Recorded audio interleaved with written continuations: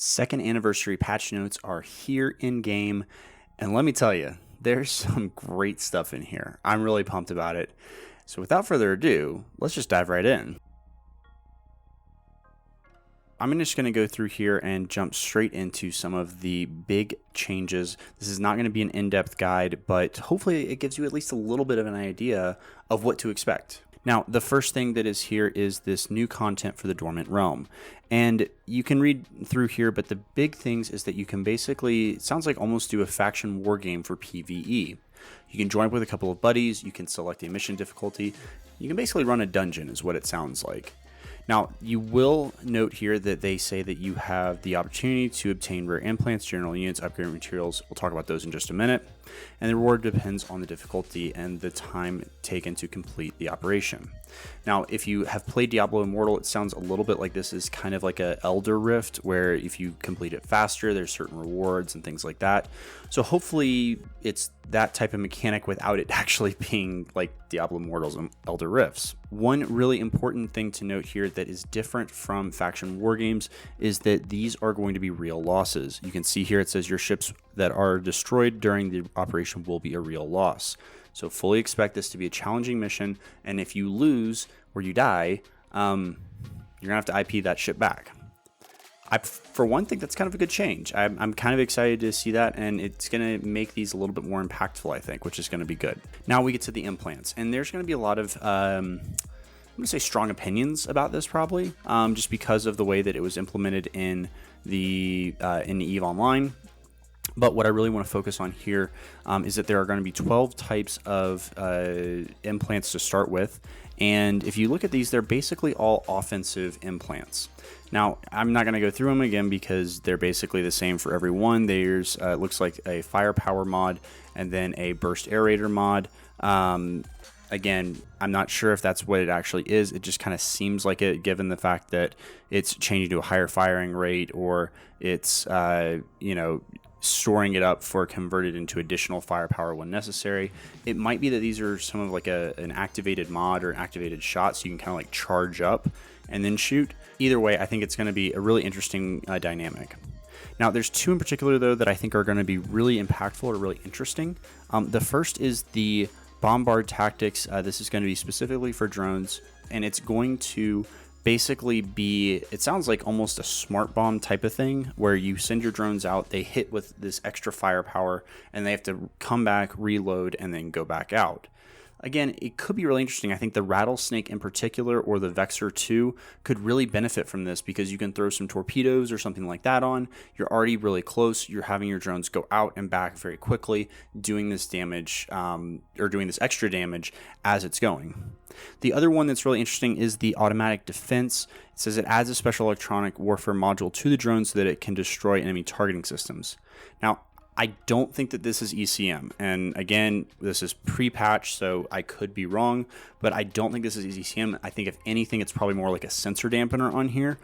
But for a drone pilot, that could again be very, very impactful, especially if you're going to be flying smaller drones, mediums or smalls, being able to pull those drones back, kill the lock, and then set them back out and have that take a longer time to relock those drones. Again, it could be really interesting and really impactful.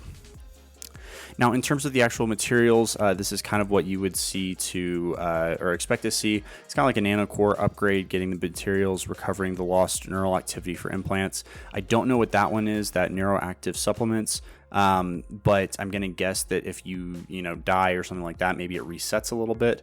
I'm not sure, but either way, again, I think it's going to be an interesting change and something else for us to collect and have some PvE content here.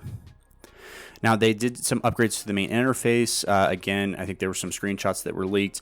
If all of those come to fruition, I think it'll be really a really big change, but potentially one that's really good. Now, the upgraded fleet interface, I don't know, again, what this means exactly, but from this, it looks like they're going to have a little bit more information available to fleet commanders, which is always going to be a good thing because I think that it will help fleet commanders make better decisions and be more aware of what's going on. So I'll probably do more of a video on that later, but I think that overall this is really a good change, and especially for fleets that are maybe a small gang or newer FCs, I think this will be something that really helps them out. Now they do have a couple of new events, particularly the Way Out of Sleep, which is going to be, it seems like kind of an exploration type of thing. They use the word exploration in here. I don't know if that is going to be just straight missions, kind of like what we've seen traditionally, or if it is actually more of exploration missions. I know Benzie will be very happy if that is the case. The Sleeping Auditorium here, you can go and listen to the whispers of the sleepers. Basically, it sounds like it's just kind of, you can listen to the music. The Navigator program, again, this is what we've seen in the past, so you're going to be able to grab extra bonuses or catch up or whatever it is if you spend 499 AUR. Usually not a big fan of that because there's not a way to spend it in game with Plex, but hey, devs got to make money somehow, I guess. They then also have a couple of things for the store and recruitment, but the big one that I want to focus on is this limited sale of popular nanocores. Now, as somebody who missed out on the Dark Halo nanocores because I'm an idiot, especially for my Velikos and my RB, I am really excited about this because it means that we might be able to actually get those cores again. Yes! I'm so excited.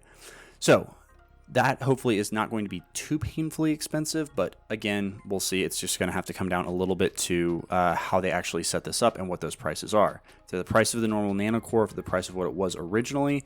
I'm a big fan of this. I'm really hopeful that we can actually get some of those nanocores back so that, again, idiots like me who didn't buy the ones that were really good can actually get their hands on those. But what do you guys think about this? Is this going to be a good patch? Is it not? I'll do a more in-depth review of this once we get through everything and kind of have some time with it hands-on. But overall, based off what I'm seeing on the patch notes, I'm actually really encouraged. And I think it's going to be something that breathes a little bit of life into the game. I think the Dormant Realm, the way that we can run dungeons, the way that we can do some of the back and forth is going to be really, really nice, especially as an on-demand PvE type of content. You can jump on with your friends, you can run this in hopefully 5 or 10 minutes, something like that, and then be able to actually go in. Now I'm going to again caveat that with as long as there's not a real world money component to it, like there is in Diablo Immortal where you have to buy crests or anything like that. I don't know if that's going to be the case at this point or not, but we're going to hope and we're going to see how it goes. But like I said, you guys let me know down in the comments below what you think about these patch notes, and ultimately let's see if we can't get some discussion going.